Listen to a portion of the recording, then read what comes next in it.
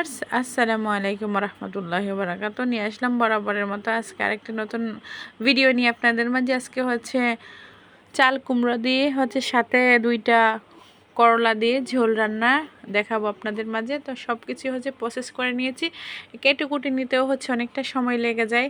তো এখানে হচ্ছে রুই মাছগুলো ভেজে নিচ্ছি। তো রুই মাছগুলো হচ্ছে বাচ্চাদের জন্য হচ্ছে বড় মাছ, আমার বাচ্চারা হচ্ছে কাঁটাওয়ালা মাছ খেতে পারে না, পাঙ্গাস হলে ওদের জন্য অনেক ভালো হয়। তা ওর আব্বুকে বলছিলাম মাছ আনার জন্য, তো হচ্ছে ও হচ্ছে রুই মাছ নিয়ে আসছে। তো রুই মাছের ওই যে পেটিগুলো হচ্ছে ওরা খেতে খুব পছন্দ করে, যে দিকে হচ্ছে কাটা কম থাকে বেছে বেছে দিলে ওরা খেতে অনেক পছন্দ করে। তো হচ্ছে রান্নায় চলে যেতাম, পরিমাণ মতো তেল আর হচ্ছে পেঁয়াজ কুচি অ্যাড করে এখানে, আর সবগুলো মশলা হচ্ছে আপনাদেরকে দেখিয়ে দিয়েছি আগে। তো এখন হচ্ছে এখানে আদা রসুন বাটা একটু অ্যাড করে নিয়েছি। তো হচ্ছে আজকে হচ্ছে আমাদের এখানে অনেকটাই বৃষ্টি হয়েছে। আর তারপরে এখানে হচ্ছে লাল মরিচের গুঁড়ো, ধনিয়া গুঁড়ো আর হচ্ছে হলুদ গুঁড়ো, স্বাদ মতো লবণ, ধনিয়া গুঁড়োটা অ্যাড করে নাই। তো সবগুলো হচ্ছে এখানে দিয়ে দিয়ে একটু পানি অ্যাড করে নিয়েছি। এখন হচ্ছে সুন্দরভাবে হচ্ছে অফ ক্যামেরায় এই যে কষিয়ে নিয়েছি, 2 মিনিটের মতো নেড়েচেড়ে হচ্ছে কষিয়ে নিয়েছি। খুবই চমৎকার একটা ফাইনাল একটা কালার আসছে, দেখতেই পাচ্ছেন ক্যামেরার মধ্যে খুব সুন্দর একটা কালার আসছে।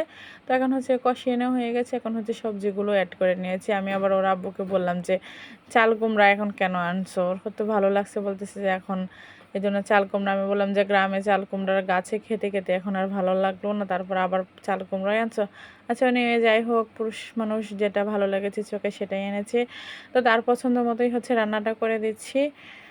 তো এই যে এখন হচ্ছে আমি সবগুলো হচ্ছে ভালোভাবে একটু পানির সাহায্যে দিয়ে ঢাকনা দিয়ে ডেকে সুন্দরভাবে হচ্ছে কষিয়ে আমি হচ্ছে এখন পানির ঝোলের জন্য হচ্ছে পানিটা দ্বিতীয়বার অ্যাড করে নিয়েছি। তো পানিটা অ্যাড করে আমার ঝোলটা ঝোলটা অ্যাড করে নেওয়া হয়ে গেছে। এখন হচ্ছে আবারও জাল করে নিচ্ছি। তো এখন হচ্ছে ভেজে রাখা সবগুলো মাছের পিস হচ্ছে এখন তরকারির মধ্যে অ্যাড করে নেব।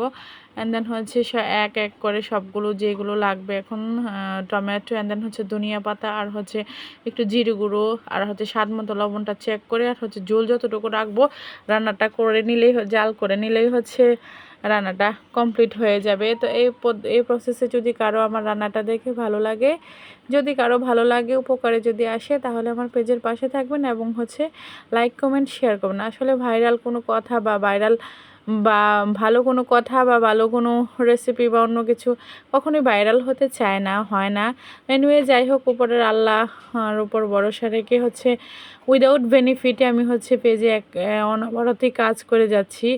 1 বছরের উপরেই হয়ে গেছে পেজের মধ্যে কাজ করছি, কোনো সুফলই পাচ্ছি না, সুখবরই পাচ্ছি না। দেখা যাক, আল্লাহর উপর ভরসা রেখে নিজের মনের ওপর অনেক আত্মবিশ্বাস রেখে হচ্ছে পেজে কাজ চালিয়ে যাচ্ছি। তো এই যে দেখতে দেখতে হচ্ছে মজাদার রান্নাটা আমার হয়ে যাচ্ছে।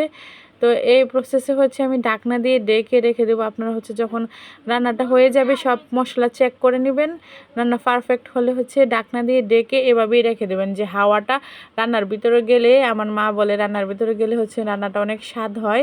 তো এভাবেই ঢাকনা দিয়ে ডেকে রেখে দেবেন। তো আজকের মতো এখানে, আল্লাহ হাফেজ।